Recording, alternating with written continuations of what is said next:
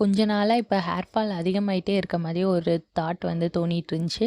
அது ஏன்னு வந்து யோசிச்சுட்டு இருக்கும்போது தான் ஒண்ணு எனக்கு தோணுச்சு. நம்ம எக்ஸாம்ஸ்க்கு இப்ப கொஞ்சம் நான் ப்ரிப்பேர் பண்ணிட்டு இருக்கனால தான் இந்த ஹேர் ஃபால் அதிகமாயிடுச்சோ அப்படின்னு எனக்கு ஒரு தாட்டு. அண்டு நம்ம ஸ்ட்ரெஸ்ஸா இருக்கும்போது ஹேர் ஃபால் வந்து ஒரு மெயின் ரீசனா வந்து வரலாம்.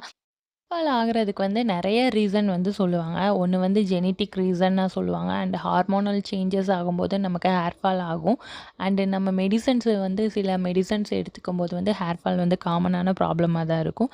அண்டு நம்ம அதிகமா ஸ்ட்ரெஸ் ஆகும்போது ஹேர் ஃபால் கண்டிப்பா வந்து ஏற்படும். ப்ராப்ளம்ஸ் வந்து இந்த ஹேர் ஃபால் ஏற்படுறதுக்கு வந்து ரீசனா சொன்னாலும், நம்ம ஸ்ட்ரெஸ் ஆகும்போது வந்து இந்த ஹேர் ஃபால் வந்து கொஞ்சம் இருக்கும். அது நம்ம ஏன் ஆகுறோன்னே தெரியாது. சம்டைம்ஸ் வந்து நம்ம ஸ்டடீஸ்க்கு ப்ரிப்பேர் பண்ணும்போது ஆகும். அண்ட் வீட்டு ப்ரெஷர்னால ஆகும். இப்படி நெறையா இருக்கு. அந்த ஸ்ட்ரெஸ்னால வந்து நம்ம ஹேர் ஃபால் ஆகும்போது ரொம்ப முடி போகுதேன்னு கவலைப்படாம, அதுக்கு என்ன சொல்யூஷன் சொல்லிட்டு நம்ம வந்து பார்க்கலாம். இந்த வெந்தயம் ஹேர் பேக்க வந்து ட்ரை பண்ணுங்க. அண்ட் இதனால தான் வளருன்ற முடின்னு சொல்ல மாட்டேன்.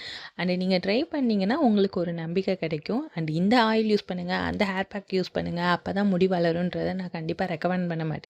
நமக்கு லாஸ் ஆயிட்டே இருக்குன்னு சொல்லிட்டு கவலைப்படாம, அத கொஞ்சம் தள்ளி வச்சுட்டு நம்ம வேலை அண்ட் ஸ்டடீஸ்க்கு வந்து கவனத்த செலுத்துனோம்னா, ஆட்டோமேட்டிக்கா கொஞ்ச நாள்ல வந்து அது கிளியர் ஆயிரும்.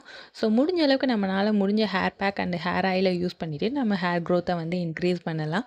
இந்த வீடியோ உங்களுக்கு புடிச்சிருந்தா மறக்காம நம்ம சேனல சப்ஸ்கிரைப் பண்ணி